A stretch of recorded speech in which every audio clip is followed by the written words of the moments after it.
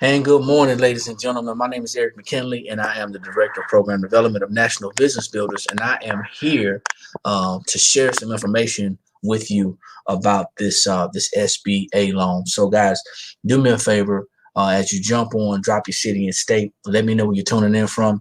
Like it, share it, and tag somebody. And I'm going to do the same. So, let me go ahead and tag a couple of people in this and get a couple of business owners on their toes this morning.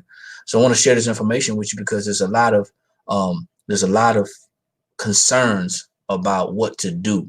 There's a lot of concerns about what to do, and a lot of people don't know what's going on. I'm not the expert. However, I have done some research on it. So what I'm looking at right now is sharing with you how you can benefit from the SBA. And it's the economic injury disaster relief economic injuries disaster relief loan, basically is what it is. So a lot of business owners thought that they were pristine, they were good, and I see a lot of people on social media right now talking about how much money they made in business and how good of a year they had.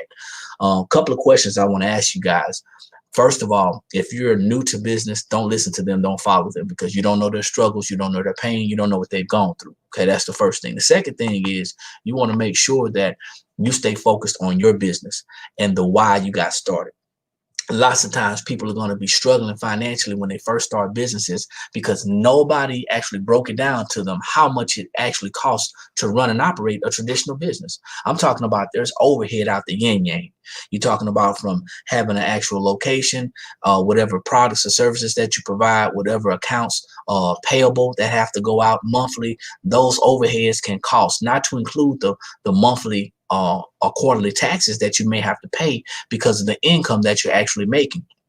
So you got to understand that there's a lot of stress involved in being a business owner. However, the government, guys, the government has given us pretty much an out. Okay, they're giving us pretty much an out. The problem is most small businesses either don't understand the information or the paperwork or the things about the loans, or they don't make the time. Not they don't have the time, they don't make the time to sit down and actually learn about their own personal finances, that back end of their business.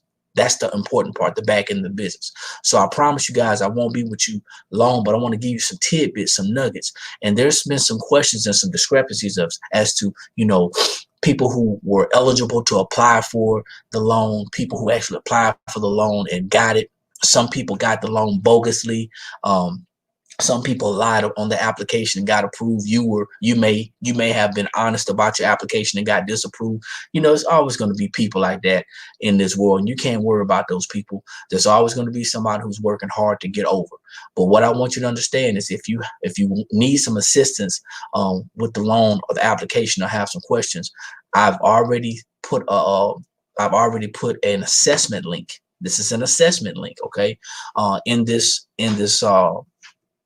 caption, and also it's scrolling across the screen right now, www.nationalbb.net/assessments, and take the business assessment. And that's going to actually gauge where you are, okay? But I'm going to answer a couple of questions that you probably had last year when it actually opened up back in March or whatever, when they opened up this specific loan and grant. And I got some answers for you. So hold on for a second. Let me go ahead and share this with you. Now, you can do the same exact thing that I'm doing, guys. I'm telling you, you just got to make time. You got to make time to work on your business instead of just working inside your business. But bottom line is, and I'm going to share this from the beginning, this is some information that I actually researched, just like everybody else can research. I researched this information, and this is coming straight from the SBA website, okay? So just so you know, all I did was took the information and I'm sharing it right now, okay? So here's some things that you may or may not know. This is the purpose of this loan in this time period, in this frame. SBA's working capital loans are different from other SBA loans. Once again, the working capital loans are different from other SBA loans. The funds come directly from the U.S. Treasury. they apply directly to the SBA's disaster assistance program. And if you want to apply, you can apply right here at this link. Okay, it's no cost, it's free. So for everybody who's out there charging people to do this, to fill out this paperwork, this is it's really free. Now, I don't have anything against people charging for their services, but you got to be mindful of who you're dealing with. Okay, so if somebody's telling you, hey, listen, we're going to charge you X amount of dollars once you get the loan, you can't do that. Okay, if you're going to pay someone for their assistance or the service to help you, then you have to actually be able to pay them not out of this loan. Once again, there's no cost to apply. There is no obligation to take the loan, even if you get it offered. And the maximum unsecured loan amount is $25,000. That means that you don't have to have any type of collateral. Okay.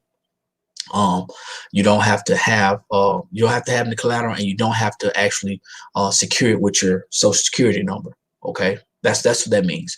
So even if you have an existing loan, even if you have an existing SBA disaster loan, you can still qualify for the EIDL for this disaster loan, but they cannot be consolidated. So here's some information, okay? Once again, here's some basic things about the loan. So what businesses are eligible to apply? Small businesses, small agricultural cooperatives, small aquaculture, businesses, most private than nonprofit organizations. Those all qualify. Okay. This includes directly affected by the disaster. So you have to have been directly affected by this disaster, which most people were affected by the pandemic. Businesses that offer services directly related to the businesses in the declaration. So that's one of us. That's our business. We offer assistance to other businesses, so we know we apply. We qualify. Other businesses directly related to the industry that is likely to be harmed by loss in their community. So you have to understand where you stand as a business owner. As a business owner, you have to understand where you stand and how much power you have, because I want you to understand something. This country was built on capitalism. Now, I'm not saying that that's a great thing, but it favors business owners. That's why it's giving you this opportunity to get yourself together financially. Okay, so let's look at the criteria. The criteria. This is why a lot of people, a lot of businesses were being denied.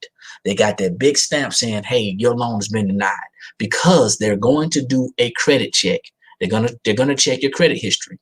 They didn't say that they're not going to check your credit. They just said that $25,000 and under is unsecured. So they're still going to check your credit. Remember, it's a loan. So if you're a business owner and you're talking about all this money that you're making, but your credit is jacked, then you need to go ahead and take some time and make some time and repair your credit if you're wanting to be qualified or be even considered for these types of loans.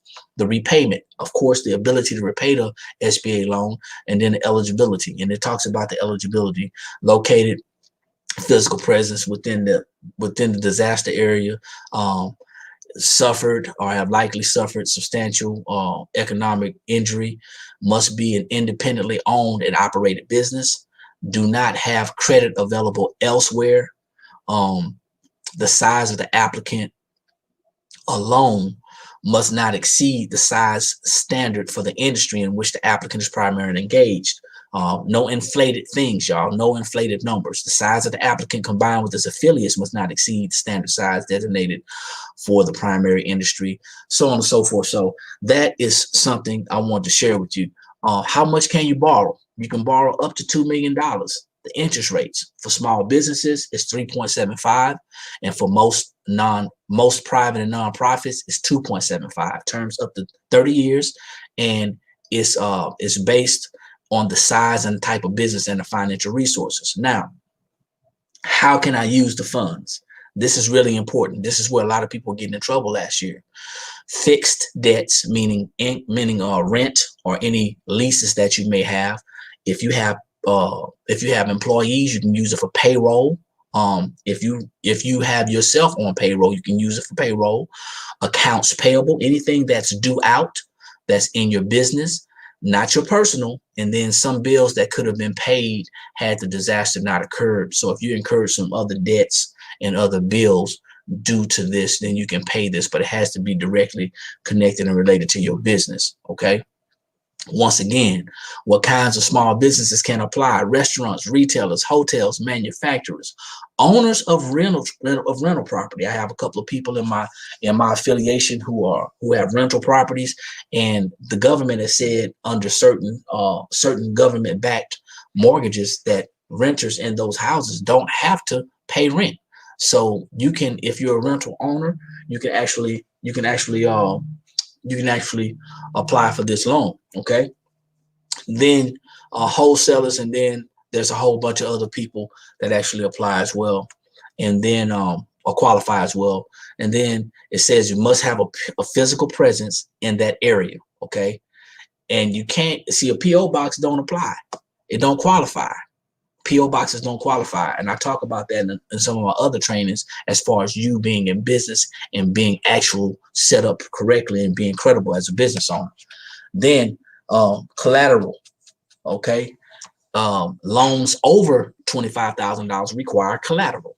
The SBA takes real estate as collateral when it's available. They will not decline a loan for lack of collateral. However, the borrower have to pledge that something is available. And the last one I want to share with you is this. Okay. These are some things that you're going to need going forward. Okay.